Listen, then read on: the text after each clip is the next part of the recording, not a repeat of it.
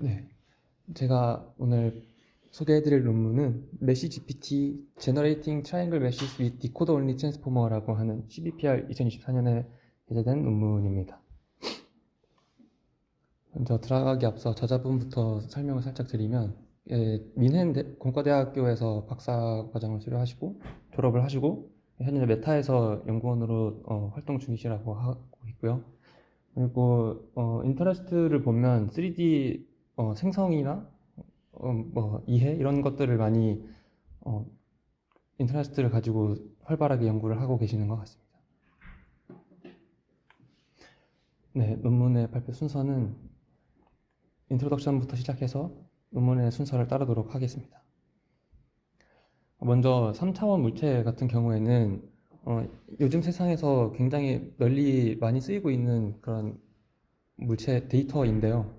시뮬레이션이나 게임이나 영화 이런 데서도 다양하게 사용이 될 수 있습니다. 근데 3D 오브젝트 같은 경우에는 2D 데이터인 그림도 그렇지만 더 그림보다 만들기 어렵고 편집하는데도 어려운 그런 시간이 또 오래 걸리는 데이터라서 3D 생성에 관한 연구도 활발하게 많이 이루어지고 있습니다. 그래서 이 연구는 메쉬를, 제목에서도 보시다시피 메쉬를 직접적으로 생성을 해내는 그런 방식을 채택하고 있는데, 먼저 3D 메쉬 말고 다른 어떤 데이터들이 있는지를 살펴보면, 먼저 복셀로도 3D 데이터를 표시를 할 수가 있습니다.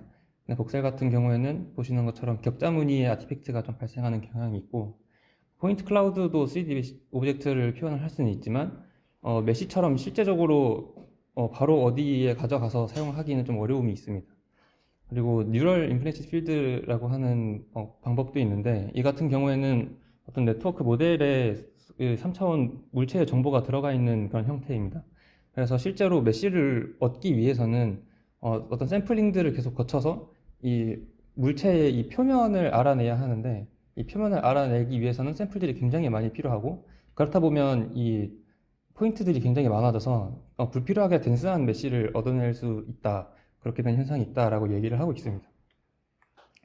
그래서 저자는 메쉬를 직접적으로 활용을 하는 게 좀 더 적합한 연구 방향이다라고 주장을 하고 있고요.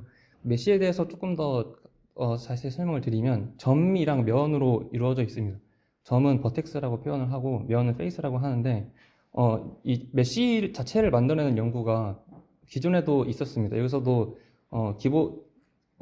직접적으로 좀 비교하고 있는 게 폴리젠이라고 하는 20년도에 나온 연구인데, 이 논문 같은 경우에는 이 점을 만들어내는 버텍스 모델이 있고, 이와 별개로 또 면을 만들어내는 페이스 모델이 또 별개로 존재를 합니다.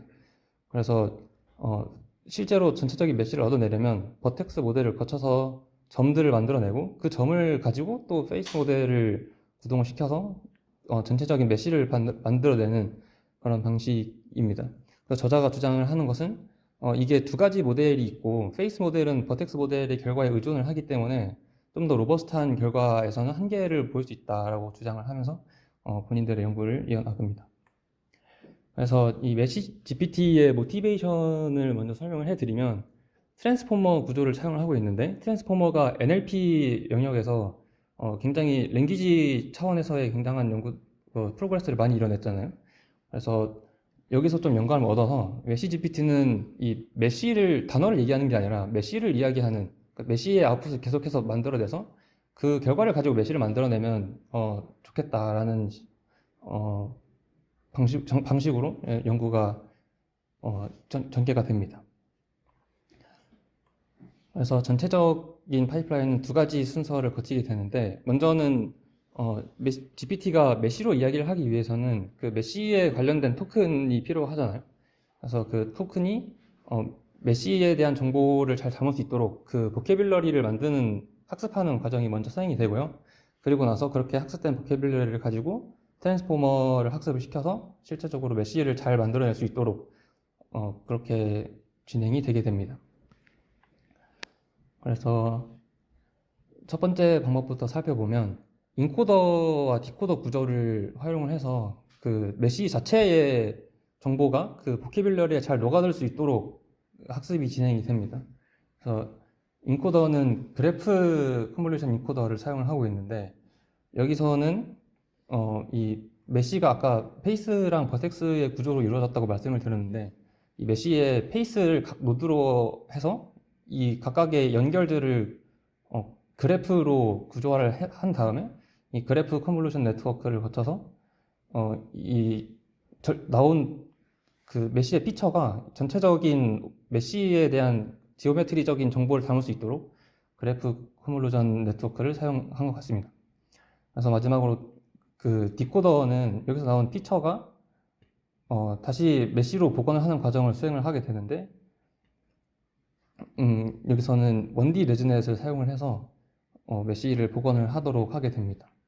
먼저 그래프 뉴럴넷이 조금 생소하실 수도 있을 것 같아서 간단하게 개념을 말씀을 드리려고 하는데, 그래프넷 같은 경우에는 이렇게 위에 보시는 것처럼 각 노드마다 그 노드가 갖고 있는 피처가 이렇게 존재를 하고요. 그 노드의 연결 상태를 나타내는 에전시 매트릭스라고 하는 게 있습니다. 그래서 이 각각의 피처가 어떤 웨이트를 곱해지게 돼서 다음 레이어에서는 이 노드의 정보가 업데이트되는 그런 방식인데, 그래서 이 그래프 뉴럴넷을 좀 쌓게 되면 어떻게 되냐면, 첫 번째 레이어에서는 이 하나의 노드는 이 노드 자체에 대한 피처만 가지고 있는데, 여기서 한 번의 레이어를 거치게 되면 이 노드 인접해 있는 피처까지 정보를 가지게 됩니다. 그래서 이걸 계속해서 반복하게 되면 이 전체적인 좀 더 넓은 방향의 멀리 있는 피처까지도 이 노드가 정보로 가지고 있을 수 있게 되는 그런 방식이 되겠습니다. 그래서 여기서 그 개념을 대입을 시켜보면 이 메쉬의 각 페이스들이 노드가 되겠으니까 이 전체적인 메쉬에 대한 정보를 이제 피처로 응축을 시킨다라고 생각을 하면 될 것 같습니다. 네, 그래서 구조를 간단히만 설명을 해드리면, 여기 보이시는 세이지 컴브가 그 그래프 컨볼루션 네트워크에서 사용하는 그런 모듈이고요. 그리고 디코더 같은 경우에는 1D 레즈넷을 사용을 해서 피처가 들어오면 이것을 메쉬 정보로 다시 복원해주는, 그래서 이 9개라고 하는 게 페이스가 3개의 버텍스가 있으면 하나의 면이 구성이 되게 되는데, 각 버텍스가 XYZ 코디네이트를 가지고 있기 때문에 9개의 좌표를 가지고 하나의 그 페이스를 다시 생성해내는 그런 구조가 되겠습니다. 그래서 그 뒤에 있는 여기 퀀타이제이션 모듈을 설명하기 위해서 조금 어떤 노테이션들이 필요한데, 여기서 메쉬 같은 경우에는 페이스의 집합, 그 면들의 집합이라고 볼 수가 있어서 메쉬를 이런 식으로 표현을 할 수가 있고요. 여기서 인코더를 통과를 시키면 이 각각의 페이스가 이 Z라고 하는 피처로 변하게 됩니다. 그래서 이 퀀타이제이션을 또 수행을 하게 되는데, 이 퀀타이제이션을 수행하는 이유는 이 피처 그대로가 뒤에 말씀드린 트랜스포머에 들어가게 되면 이 메쉬를 표현하는데 시퀀스가 너무 길어져서 이것을 좀 줄이기 위해서 퀀타이제이션을 수행하고 있다라고 얘기를 하고 있습니다. 퀀타이제이션을 하게 되면 이 원래 하나의 피처가 이 여러 개의 토큰의 모임으로 이렇게 분리가 되게 되고, 이것을 이렇게 노테이션으로는 이렇게 아래첨자만 사용해서 이야기를 합니다. 그래서 전체적인 메쉬를 퀀타이제이션을 하면 이런 식의 그 페이스의 개수와 같이 토큰들이 만들어진다라고 생각하시면 될 것 같습니다. 그리고 이제 각 토큰은 우리가 계속 학습하게 되는 이 코드북에 있는 임베딩으로 나타나게 될 텐데, 여기서 이 아랫부분을 좀 설명을 해드리면, 여기 G 메쉬라고 하는 것은 이 스몰 g에 대한 그 묶음으로 표현이 될 텐데, 이 각 스몰 g는 이런 임베딩들의 여기 피처에 퀀타이제이션 돼서 우리가 갖고 있는 임베딩 인덱스가 있는데, 그 임베딩 인덱스에 해당하는 임베딩들의 합으로 나타낼 수 있다라는 것을 나타내고 있는 것입니다.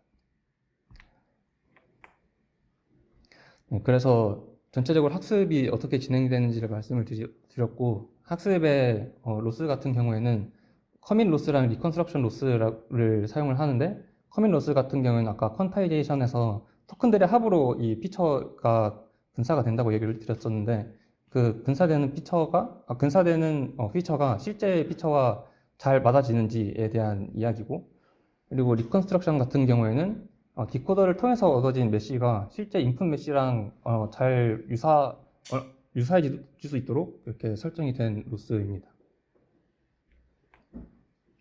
네, 그렇게 해서 코드북이 잘 생성이 되면 이제 트랜스포머를 학습을 하게 되는데, 여기서 오른쪽에 그림을 보시면 이 메시가 인코더를 거쳐서 아까 보캐뷸러리로 나타낼 수 있다라고 말씀을 드렸었는데, 그 정답에 대한 그러면 그 토큰들이 쭉 있을 겁니다. 그리고 학습을 할 때는 일반적인 NLP에서 그 트랜스포머를 학습을 하는 것처럼 인풋이 들어가면 그에 맞는 그 다음 토큰이 나타나지도록 그렇게 트랜스포머가 학습이 되는 방식을 채택을 해서 트랜스포머를 학습을 하게 됩니다.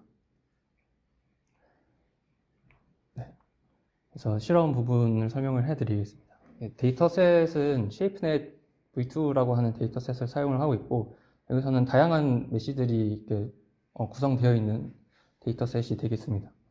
베이스라인 같은 경우에는 이 앞에 BSPnet, 아틀라스넷, 폴리젠 같은 경우에는 메시를 만들어내는, 다이렉트로 만들어내는 그런 연구들이고, get3D가 아까 인스트럭션에서 말씀드렸던 것처럼 그 뉴럴 임플리시트 필드 기반의 연구라서 get3D의 결과를 보시면은 아까 덴스한 메시가 어떻게 생겨나는지를 좀 보실 수 있을 것 같습니다.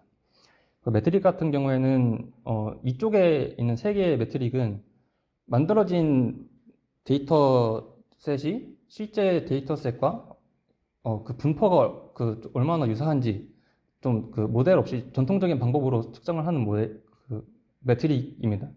그래서 MMD 같은 경우에는 생성된 그 데이터셋이 실제 데이터셋과 얼마나 그 차이가 나는지 여기서 D는 챔퍼 디스턴스를 얘기를 하는데, 생성된 데이터셋에 있는 그 포인트 클라우드와 레퍼런스 데이터셋에 있는 포인트 클라우드가 가장 최소가 되는 그 시점을 평균을 낸 값이고, 그래서 이 값이 작을수록 생성된 포인트 클라우드가 실제 데이터셋과 가깝다라는 것을 알 수가 있고요. COV도 커버리지를 나타내는데, 생성된 데이터셋이 실제 데이터셋을 얼마나 잘 포함을 하고 있는지를 얼마나 잘 비슷한지를 나타내는 지표라고 볼 수 있을 것 같습니다. 그래서 원 NNA 같은 경우는 Nearest Neighbor Accuracy의 약자인데, 여기서는 각각의 그 집합들이 얼마나 잘 구분되는지에 관한 지표입니다, 원래는. 근데 이게 1에 가까울수록 그 셋이 잘 구분된다는 뜻이라서, 여기서는 그 두 셋이 얼마나 비슷한지를 보려면 이게 0.5에 가까울 때 그 두 셋이 비슷하다는 것이다 라고 생각을 해주시면 되겠습니다. FID, KID 같은 경우에는 아시다시피 생성된 데이터셋의 피처 분포와 원래 레퍼런스 데이터셋의 피처 분포를 비교하는 그런 매트릭이 되겠고, 마찬가지로 이게 값이 낮으면 좋은 것이라고 생각하면 되겠습니다. 먼저 모델 생성에 대한 결과를 보시면 왼쪽에 이제 정량적인 평가가 있는데, 메시 GPT 같은 경우에 거의 모든 지표에서 거의 모든 클래스에 대해서 다른 베이스라인보다 좀 더 좋은 성능을 나타내는 것을 확인할 수가 있고요. 그림을 보시면 제일 오른쪽에 있는 게 메시 GPT의 결과인데, 아까 말씀드린 것처럼 get3D의 너무 덴스한 메시 같은 경우보다 실제로 더 사람이 만든 것 같고 조금 더 샤프하게 나타나는 특성이 있는 것을 확인을 할 수가 있습니다. 그리고 이것은 쉐이프가 너무 트레인셋에서만 비슷하게 나타나는 게 아니고 좀 더 모델이 노블한 그런 오브젝트도 만들어낼 수 있다는 것을 보여주기 위한 그런 실험인데, 이제 오른쪽에 있는 그래프를 보시면 생성된 데이터와 실제 그 쉐이프넷에 있는 리얼 데이터와 가장 가까운 샘플을 찾은 건데, 가장 비슷하게 생긴 그 포인트 클라우드끼리의 챔퍼 디스턴스를 계산을 해보면 가까운 되게 비슷하게 생긴 오브젝트들도 있겠지만 좀 더 챔퍼 디스턴스가 크다는 것은 되게 다르게 생겼다는 의미이기 때문에 다른 트레인 데이터셋과 구분되는 좀 노멀한 또 만들어낼 수 있다라는 것을 좀 보여주는 실험이라고 할 수 있겠습니다.